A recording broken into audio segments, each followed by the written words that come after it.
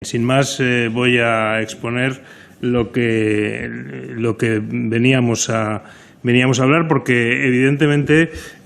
señor director general, ha mencionado usted, aunque un poco de pasada, lo que va a ser la movilidad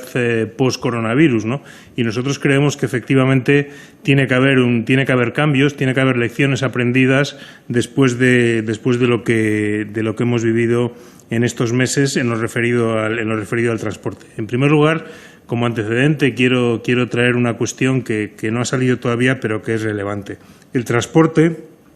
supone aproximadamente el 27% de las emisiones de gases de efecto invernadero, de gases contaminantes, y además es la fuente de contaminantes que más crece. Crece del orden del 3% al año en nuestro país y, por lo tanto, es un problema que preocupa, ¿no? Y además es la causa de la contaminación urbana, de la contaminación atmosférica,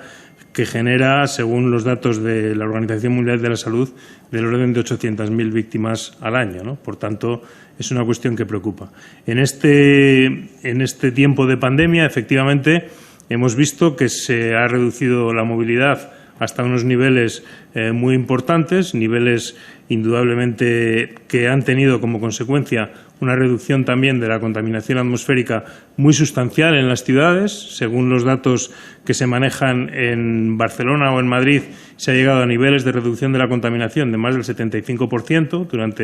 durante ese periodo de reducción de la movilidad, y, por lo tanto, hay una parte positiva de lo que hemos vivido, ¿no? Y que nos gustaría que eso en la medida de lo posible se mantuviera, es decir, no volver a unos niveles de contaminación como los que teníamos con anterioridad, ¿no? Y que hacían de nuestras ciudades lugares no solamente muy contaminados, sino donde la propia Unión Europea ya nos advirtió que había que reducir esos niveles de contaminación por óxidos de nitrógeno. En este sentido, hay toda una serie de medidas que ya se están abordando por parte del Gobierno a través de la nueva Ley de Cambio Climático, que afectan a la movilidad y que me gustaría saber cómo se valoran y cómo se afrontan desde el punto de vista de la Dirección General de Tráfico, ¿no? Me refiero, en primer lugar, al proceso de electrificación del transporte, que lógicamente requiere de numerosas infraestructuras para poder garantizar que esa electrificación se produzca. Si se está abordando por parte de la Dirección General. Me gustaría también que nos comentara si se aborda la necesidad de cambiar o de que mayor tráfico de mercancías se derive al transporte por ferrocarril, ya que la mayor parte de las mercancías, desgraciadamente, en nuestro país se siguen transportando por carretera, y eso indudablemente es un problema desde el punto de vista de la movilidad. Con anterioridad he escuchado a otro portavoz hablar de la necesidad de recuperar la imagen del transporte público, porque realmente nos preocupa mucho que ese deterioro debido a que se ha de alguna manera retratado el transporte público como un vector de contagio,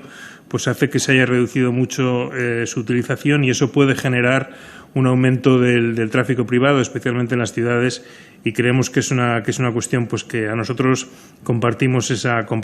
preocupación. También nos preocupan los datos que ha aportado sobre las víctimas que usted ha calificado de más vulnerables, ¿no? De vulnerables, ciclistas, peatones y motos, fundamentalmente porque, claro, en cierto modo, la movilidad más sostenible depende de que haya más gente que se mueva en bicicleta, que se mueva caminando, especialmente en las zonas urbanas y en los pequeños